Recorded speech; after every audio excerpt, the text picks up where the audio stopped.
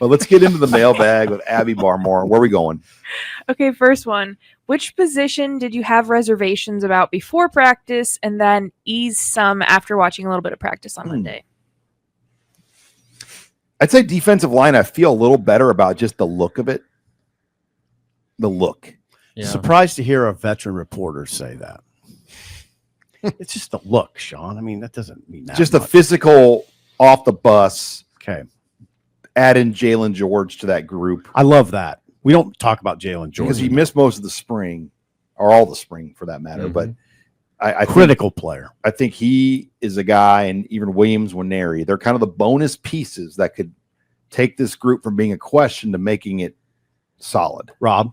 Yeah, and kind of echoing what you said earlier with the tight ends. I thought that I thought there was good potential there, but seeing how much different Carter Nelson looks now, and Heinrich Harburg too. Like, he doesn't look like a quarterback anymore. He looks more like a tight end. He does. And I think Luke Lindenmeyer looks. I love Lindenmeyer. I mean, that trio right there. I think there's a lot to like there, and that's. I mean, it's. I don't know if I had concerns about it, but I just didn't maybe expect all that much. But I think that they have some pieces there that could be a little more prominent than maybe I expected going into camp. Let me ask you a question. Do you worry about Lindenmeyer at all? No.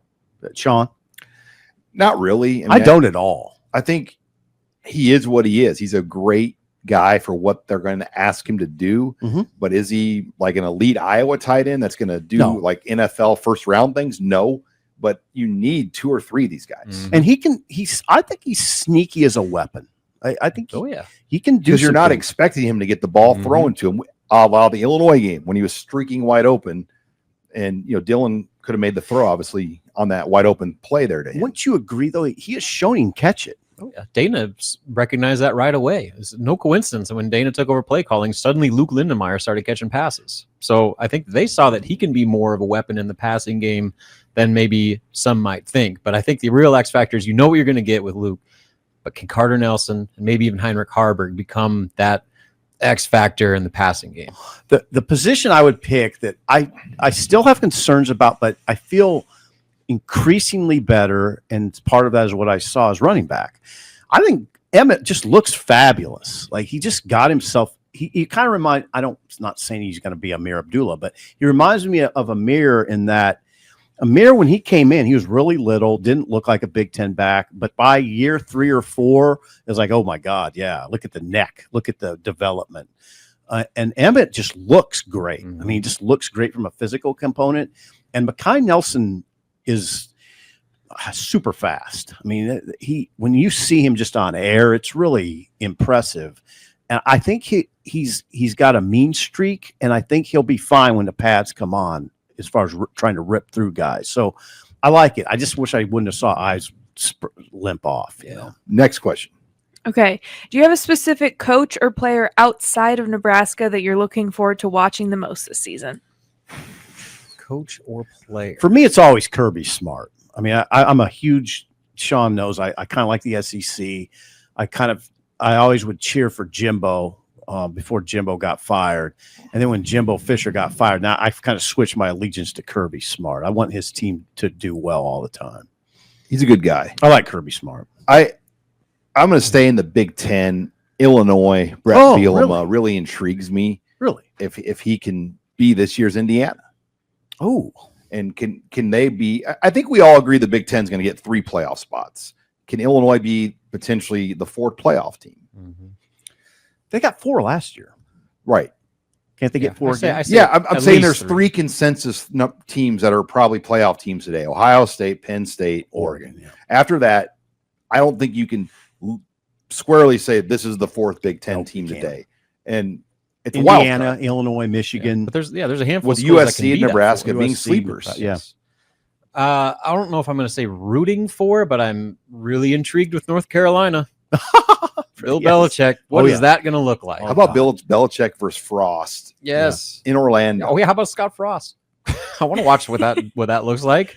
I mean, those 2 schools, I'll put North Carolina up there just because of the national profile of it and the fact that it's Bill Belichick. Like, I mean, if they're successful, look out, because they're making the financial commitment. And if the on-field product backs it up, They might have some. Stadiums sold out. Especially now as they're saying, "Hey, SEC, what's up?" Stadium sold out. Mhm. I listened to an interview with Belichick, a full 15-minute interview, and if you listen to it, you come away going, "Okay, that sounded good. And that sounds good." Vice versa. What happens if it doesn't go well? Yeah, How quickly I does can't. that thing absolutely blow up? I just don't see it not going well. I don't.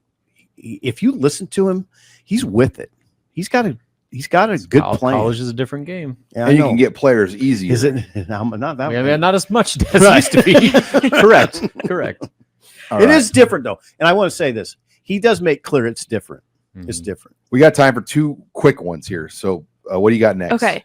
Who is a sleeper on this team that could have an impact before the season ends? Well, you mentioned Jalen George. Mm. I Good think that's a sleeper to watch. I mean, it's hard in the secondary. Like there's a lot of guys that could just rise up there. I mean, there's a lot of players you could go though on this team, guys. Mosey at running back. Yeah. I mean, Hondo. Mekhi Nelson at running back. Like, I think Hundo. that he's got as good of a chance as any to maybe establish himself as that clear number 2. Mhm. And that's a very important position right now. What about you, Sip? What do you I would look on special teams and look at Jameer Khan. We haven't talked hardly about him at all because he's been hurt. He was hurt in the spring. But, I mean, I think he's a potential impact guy that we see show up on special teams. Like Mhm. when I talk about going down and tackling a guy in punt return and doing that a few times and just being a guy that every so often you're like, oh, God, Jameer Khan, So I would say him. They love him. I think he's a demon. All right, final question, Abby. Okay. What is the best nickname you've ever heard for an athlete? So many. Maybe we should narrow the scope to Nebraska.